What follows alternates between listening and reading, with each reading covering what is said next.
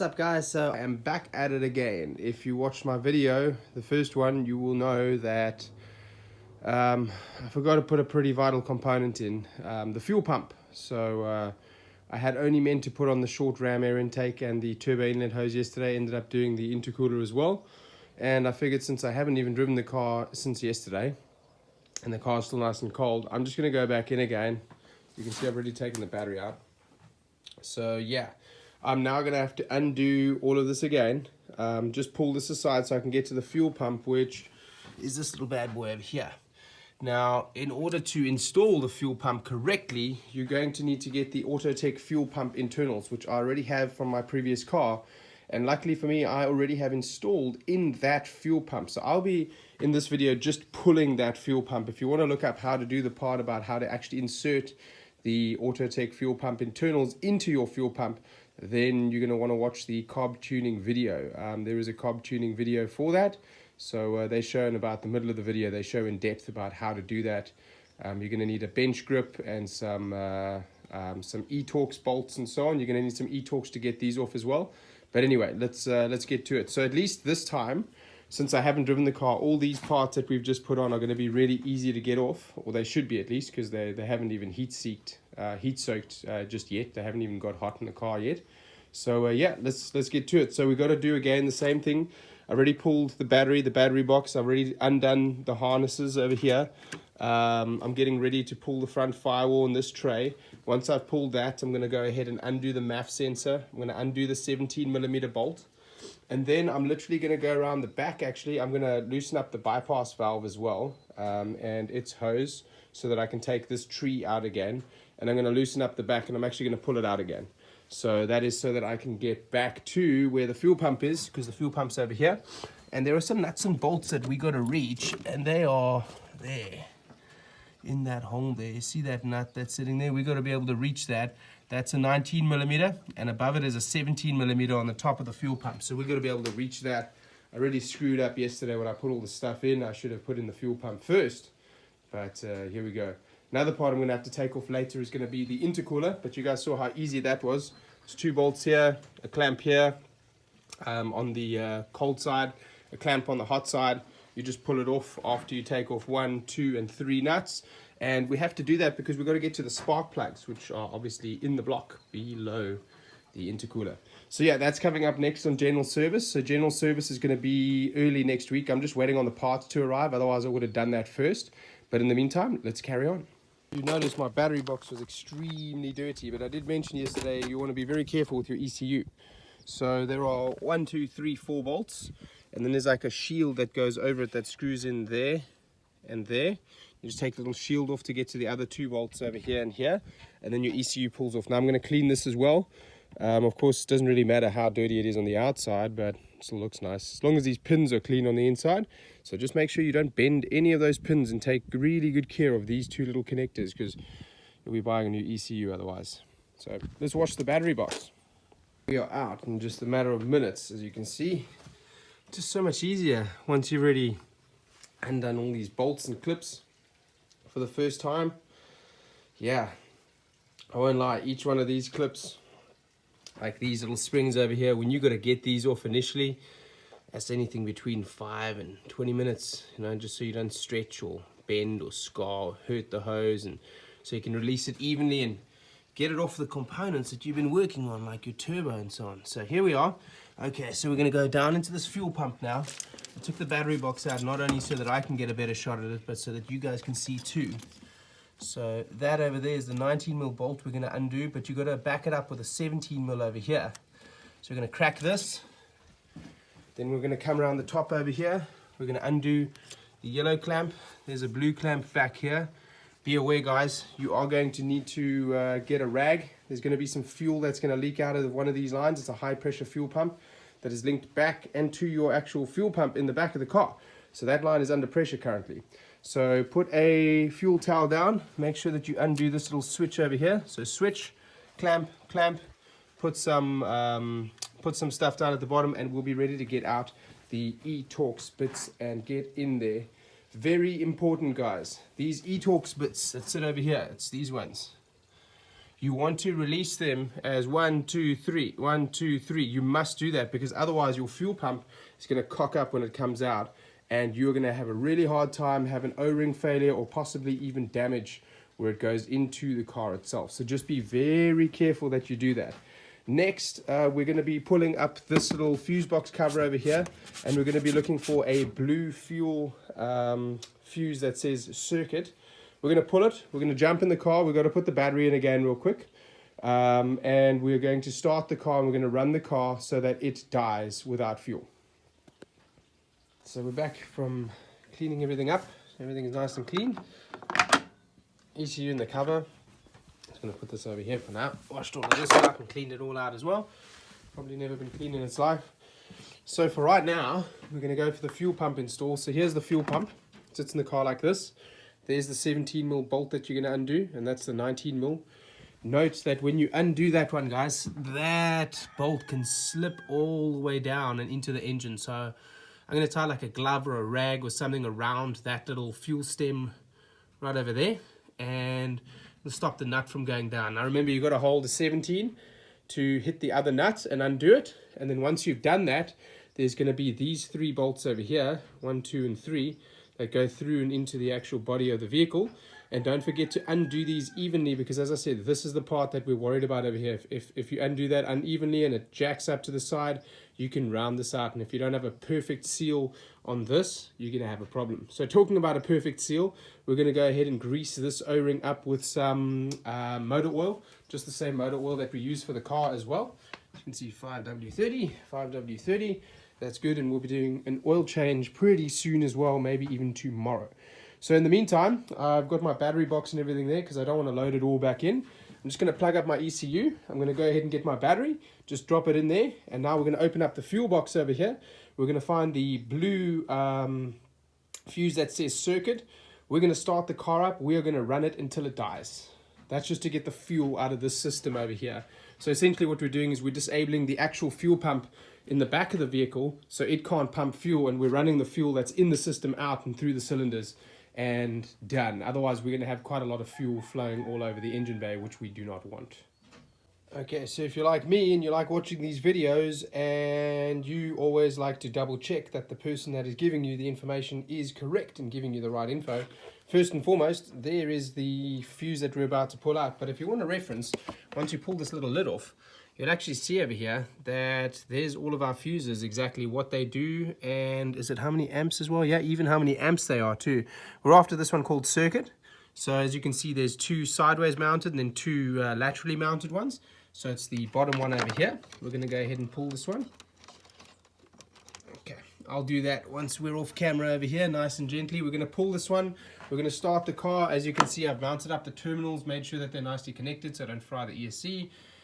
We've connected the ECU as well. ECU is what I meant to say there a second ago. ECU just lightly connected. All the stuff's outside so we don't have to battle that box in and out. And we're going to now start the car up and let it die once I've pulled out this fuse. And taking the ECU out, it's mounted back up to the battery box. Put the circuit back in so you don't forget, otherwise you're going to be wondering why your car doesn't start. Fuel will come out of both lines. This one will drip a couple of times, that one will drip a little bit less, but fuel will come out of both. This is a cheeky little clip. You do not want to break it. You'll be looking for a new part. You simply pull the larger part, pull this back, the other side, and you jam your finger in there, you put a screwdriver in the other side, and you just open it up nicely. If you break this, you're looking for this part. That's a problem, so don't do that. Speaking of which, let's check this recirc little hose here in the back. See how that's looking. Yeah, because this got stuck on the way out, didn't it? Still looks pretty strong, so I guess the part has stood up to the test of some pulling. I'm probably going to get an aftermarket boost control solenoid, just so you guys know. But I want to find out from the tuner first, what are the benefits? And if there are no benefits, I'm going to buy the stock one, 80 bucks. And if there are benefits, then I will buy the updated one. So yeah, asking before I buy. So now we're going to go 1, 2, and there's a third one down at the bottom. If you see the pump is sitting like this, there's 1 and 2 there. The third one is down at the bottom. Again, super important, guys. Make sure not to jack this up. So release them evenly. 1, 2, 3. 1, 2, 3. All right, let's get it done, guys. Over here, guys, just remember on the side of the fuel pump, there's some nuts over here which allow you to move the wiring harness free. So you can move that away if you want to.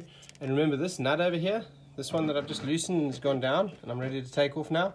Remember, that is actually going to be going righty-tighty because it's got to go down. It's trying to go down and away. The thread's going left and up. So if you try to do a lefty-loosey and go up, it's just going to get tighter.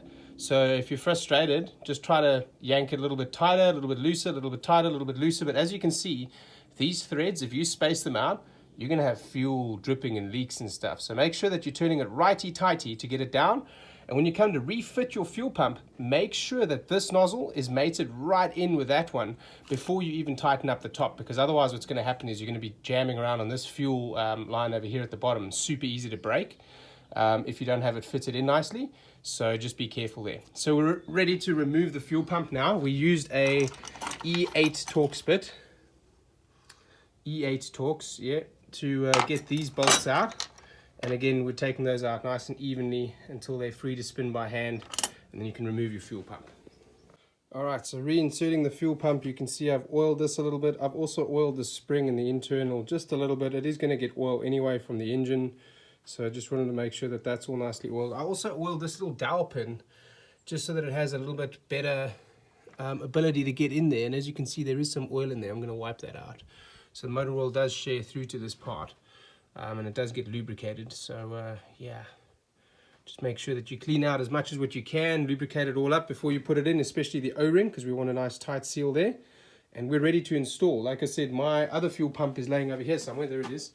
So I don't need another one, or I don't need to install the internals. You undo, basically you need to take this petcock off so you can clamp this in a vise without crushing this, and then you're going to go ahead and open this up. And there's a video on this from Cobb Tuning.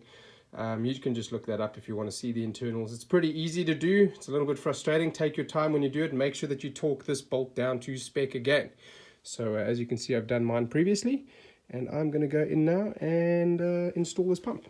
Okay, so I remember the very first time that I did this, I ended up getting the fuel pump in and installed multiple times, but not being able to get that bloody nipple back on to the fuel line. So what I'm doing this time is I'm sort of finagling around the bottom, and I'm slowly inserting it onto the dowel that it's still got about 4 or 5 millimeters, maybe 6 millimeters play, and I'm lining that up. Once I've lined it up, I'm lightly tightening that nut, that one that you see down over there, just onto the line, because otherwise what happens is they sort of come together like this, right? And they come together and they're going to be like off from each other. And in order to pull that line back and in here, man, you're gonna have to risk breaking the fuel line. You don't want to do that. So I'm just sort of lining it up, and as it comes in, snapping it on, threading it up, and then I'm going over the top over here. And I will tell you, I mean, they tell you to be very careful with these fuel pumps, and you should be, because they cast and they cast parts. But as you can see, there's a screw in there, and I just use that to just lightly, very lightly tap the fuel pump back in, because it is quite a tight fit. There's like a little metal dowel that lines up over there. Let me show you in the other fuel pump. There you go, it lines up and goes into that hole right there. So yeah, oil that to the best of your ability, and then reattach your electrical, reattach your hoses, reattach your 10mm bolts, and then retighten your Torx. And just like you do with a car wheel, and just like you loosened it, make sure you do it in a pattern so that it is giving a nice even seating all the way around. And you'll be ready to reinstall everything, and that is how you install your high pressure fuel pump internals. I hope you enjoyed, guys.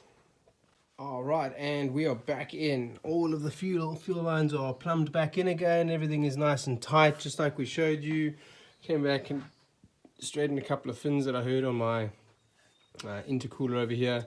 Note to those of you installing the intercooler, if you would like to install the intercooler, make sure that the little shroud on the other side over here, I forgot my old one, I had to cut this away. You're going to cut that lip away. You're going to make it flat with the grill. Yeah, so anyway, so that's why that's not on there, because that's going to cover up all of these little parts that I don't like the sight of. But we also got to come back and do some cleaning, as you can tell, and I'm reluctant to do that in a rush. So I'll do that when I come back and do the intercooler removal and the spark plugs and the oil, so we can get into the engine and just clean these little bits up, just make everything look a little bit nicer again. So she looks like she has as many miles as what she has instead of more. There's 50,000 miles on this one. So before we get started again and actually drive the car, guys, make sure you get in the car, and whatever you do, make sure that you turn the key on and off about 5 times before you start the car. If you can hear every time,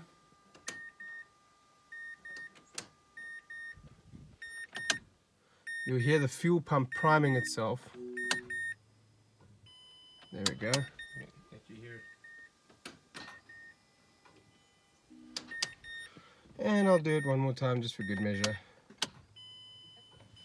Okay, now we should be able to go clutch in. Should be able to start. It's going to be a little bit of misfire first. Just got to get the fuel through.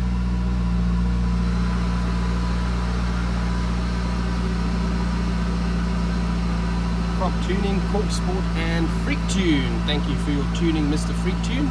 If you're looking for a tune for your car, Justin is the best. That is Freak Tune. You've got to see him. What you do is you start doing what I'm doing right now.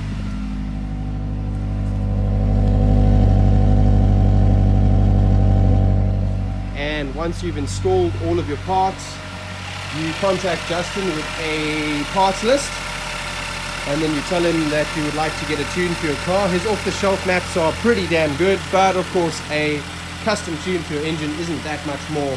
I highly recommend working with Justin from Freak Tune. He's one of the best in the business, and also will give you one of the safest as well as most powerful maps you can run for your car. Last thing I've got to do is just get a little hose clamp to secure this bad boy nice and tight. I just didn't have one, I guess I lost it. And other than that, we are ready for testing. We are still stage 0. So coming up will be a 0 to 60 test with everything in except for the fuel pump and the intercooler, with the engine cold air intake. And then I'm going to run it on the same map now. I'm going to reflash to map 0 so everything relearns again. And I'm going to run it again and just get a test on what kind of boost are we getting? Is anything better, worse? Is there boost creep? Is a cold air intake actually better than a short ram intake? We don't know. Many people will disagree that the cold air intake is not as good as the short ram air intake. It doesn't have as good of a turbo response, but some people like the sound. The sound is a little bit more aggressive, so I will report back on that shortly in our next video. Thanks for watching again, guys. I hope you got your fuel pump in nice and good over there. So if you have got the SF fuel pump along with the turbo inlet hose along with the fuel pump, you are now ready for stage 1 plus, and you head into stage 2 once you do the intercooler. Don't forget, as you go up in power, you're going to want to change those spark plugs. So I'm not going to flash the map yet, and I'm going to wait until I have everything in. Also coming up in future episodes, how to dismantle the downpipe, which is back here, as well as install a catback exhaust. So we'll be doing a turbo back exhaust. We're probably going to be doing a cob all the way through. So yeah, that's probably going to be cob front to back, and if it's not, it's going to be a MagnaFlow catback, which I already have, and a cob tuning downpipe. So yeah, going to delete that second cat. We should be ready to go. Well, thanks for watching, guys. I hope you have a lovely day. We'll catch you next time, and goodbye.